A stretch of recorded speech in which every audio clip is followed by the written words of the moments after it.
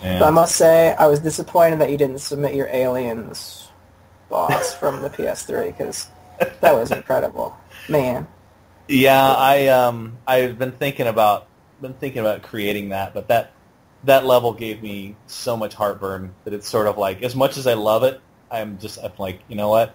I wouldn't be sad if I never touched it again. I mean, Yeah, for the record, Taffy, Jeff's U28, and I met up on one day. We just met up on PS3, and it was like the first time we'd ever played together on PS3. And I was showing you guys my first level, which yeah, it looks like a first level, and then you showed me that level, and it wasn't fair.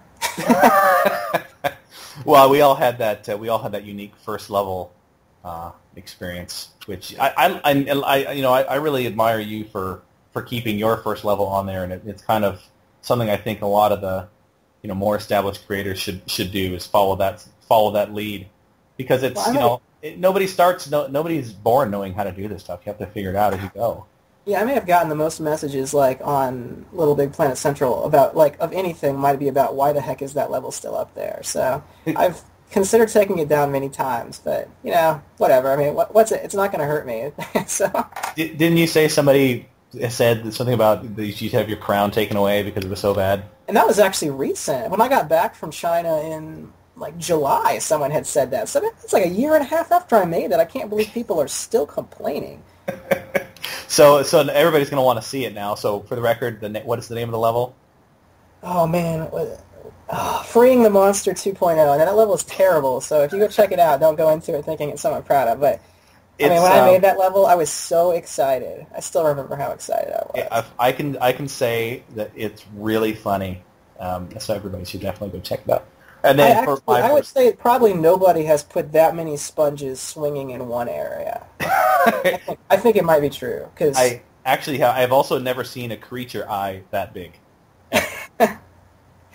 yeah, I think I actually put the creature eye on something and then made it as big as possible, then made the something bigger to make the creature eye that big. It was good. Something to be proud of. It's awesome. You're a first. You're a trendsetter. All right. So our news section is going swimmingly. This is good. We've gotten way into some of the philosophical stuff, and we're just getting out of our 5-minute news section. Uh, Yeah. yeah. So podcast listeners, thank you for being patient with us. We're figuring this out as we go. One of the questions we've gotten was, how long is this going to last? And as soon as this is over, we'll tell you. Yeah. We really kind of have no idea. We're winging it. So. I dare you to keep listening. Dare you. Double dog dare you. There might be something interesting later if you listen to it. All right. So other news to wrap up the news section. Little Big Planet Central Creator Spotlight number 24 on Drunken Fist Lee. That was out, let's see, that had to be that was not this past weekend, but the weekend before. So that I think was around the 15th of November. And then the Little Big Planet Central Community Spotlight number 53 is out today as we're recording this. So by the time you're hearing this, it'll have been a couple of days ago. You know what? Why doesn't everybody that's listening to this go like message JWW Photos and tell him how awesome he is, and just like message everyone spotlight teams except me? But yeah, I just started getting into the Creator Spotlight with the PSP, and I cannot believe how much work those people put into those. Yeah, that's a good call. Everybody go tell JWW how awesome he is. And if you'd ever talk to him in person, he is approximately the nicest guy ever. He's just, and it's unbelievable exactly how much time it takes to make those videos. And they're kind of fun, and they take 15 minutes, but it's just I thought I knew what went into it, but then when the two of us got into doing the PSP Creator Spotlights, it's, oh my gosh, I can't imagine exactly how much work really goes into it. And they do it every other week. It's so much work. Yeah, it's crazy. So. All right, so we're going into our next section, which is community creations. And the idea for this section is Pooh and I are each going to pick an old level from Little Big Planet PSP, so one of the earlier levels, and maybe one that everybody has forgotten about or never played or didn't realize was out there, and just kind of bounce it back and forth. And we won't always be doing this. The career, or what is it? The community creations will be focusing on different things. This time, that's what we're focusing on. A Little Big Planet 2 comes out. I wouldn't be surprised if we talk about some of the levels that came out there. This is what we're doing now. So today we're focusing on PSP old levels. Yes, that's Alrighty, right. so go ahead. So my old level pick, it's hard to pronounce because it's a series of underscores. As are a lot of the levels. It's obviously foreign language. I honestly don't know which language. I'll guess Japanese, but it could be anything. And it's by D. Silvernoid, D-E-E Silver N-O-I-D. And the actual name of the level, because it's in sticker text somewhere inside, it's called Spy in the Horror House, and it's like a Halloween kind of a themed haunted house platforming adventure where you go through, and it was early on in the PSP life cycle. It was the first month. I'm inclined to say it was like the first couple of weeks even. It had to be the first couple of weeks because I think the game came out October 15th and then a week later for North American people. So that would mean if it was a Halloween level, that would have been 1 week into the game for those in North America. So yeah, that was a really early level. Yeah, there was. I know there was a lot of people that powered through story mode. That's because I was one of them. I think I finished story mode in 3 days or something. 100% complete in 3 days. Yeah, exactly. I 100%ed it in 4 days before I would do any building. Yeah, I just pretty much did nothing. I'm pretty sure I remembered to shower, but that's about it. So anyway, this was the first level that I played where it kind of gave me that kind of the spark of hope. That it actually can be done. And all of the heavy stickering really was kind of an influence on my own style. So there's the level still plays well today, even though it's well over a year old now. It's really one of my favorites, and it went unnoticed for a long time. It wasn't even on the top rated until I think January, and people started picking it up and playing it. And of course, it's dropped down to page 2 or 3 by now, but. Or page 7, the way levels are dropping these days. Yeah, there's a lot of quality stuff that's showing up these days. It's there's no more page 1. It's not that easy anymore. Hey, I saw the right stuffing fell down to page 2. I was going through looking at the highest rated yesterday, and I was like, oh my gosh, I can't believe it. It finally happened. I know, it did. It was overdue. It was overdue. It was up there for a long time. I'm proud of it. My red-haired stepchild level. It did work for a long time. Yeah, so as for me talking about this D-Silvernoid level, I beat I 100%ed the game in like 4 or 5 days, but then I built Now and Then, and that took me a month. So by the time I played this level, there were a lot of levels out. So I think I had an unfair perspective on it, because by then Leonard had more than one level made, and you had some levels, Taffy, and there were a lot of great levels to pick through. So I was actually a little ho-hum on the level, because it was on page 1 when I found it, so I was like expecting this to be, one of the best levels out there. And I remember a part of the level, you fall down a hole and Frankenstein chases you, but by the time you realized anything was happening, Frankenstein killed you. It's like you fall and immediately this thing just bashes into you, and then you fall again and you try to run and he still hits you. You have to hit the ground already pushing to the left in order not to die.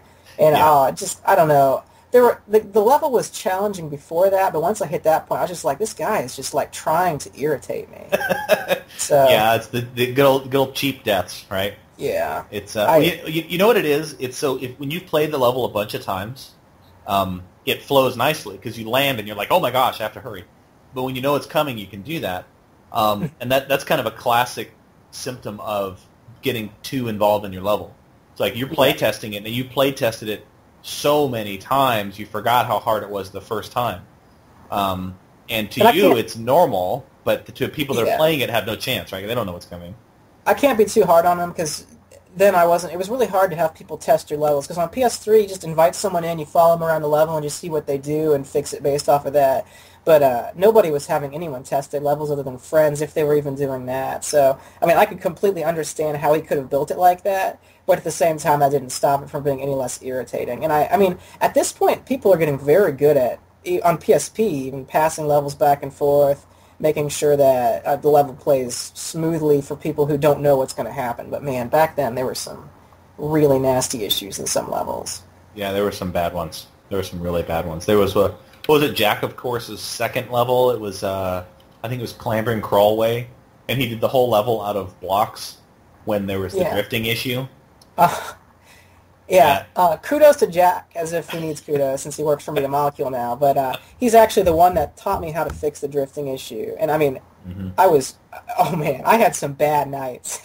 Bad nights. Mini punched pillows. So I was very, very upset. I mean, it was just trying to get the tech in there when it's drifting. I mean, it was driving me mad. I was just posting all over the place, and I think he PM'd me about it. I was like, oh my gosh, thank you so much. Mm-hmm.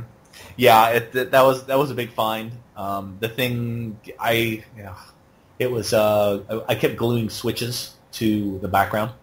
I tried to glue a 2-way or 3-way switch down, and it would glue the background. So I stopped using them completely. I don't know if you played any of my levels. I don't think I used one again until like my last level that I did. I can't even remember if there's one in there or not.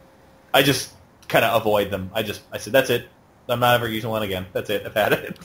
Yeah, that was such annoying. I remember testing Zen by Jeff CU28, and I remember there was a switch near the start that control. I mean, at the very start, there was like a puzzle that you move back and forth, and there was a switch. And I remember he had accidentally glued it. It was we were trying to figure out if he should cover it up. Do you remember this? Oh, that's right. The three of us were chatting about it. It was like, okay, this level's perfect, except we don't know what to do about this switch. And we were literally like trying to put objects in front of it. That's right. Man. Because you couldn't delete it because you couldn't detach the switch because it would delete the whole thing that it was attached to. Yeah, and I think he had just way too much stuff glued together, which, I mean, that's a problem everyone has. So, that was just I think that was like the epitome of what I ever saw with the problems due to that switch issue. Oh, I forgot about trying to hide the switch. That's really funny. Yeah. That's good stuff. All right, so for the level I wanted to talk about, which I think everybody knows this level, was the Frozen Temple of Scotty by Leonard, which I think we got a lot going on Leonard because we have a question asked about him later on in the podcast as well. But this level was the first level I played ever, and I had just finished Now and Then, and I was doing my victory lap, and I was going through Frozen Temple excited, and it was very disappointing for me because I thought nobody's going to like my level. This level is amazing. It hammered down platforming. I thought better than what Jack had done on PSP.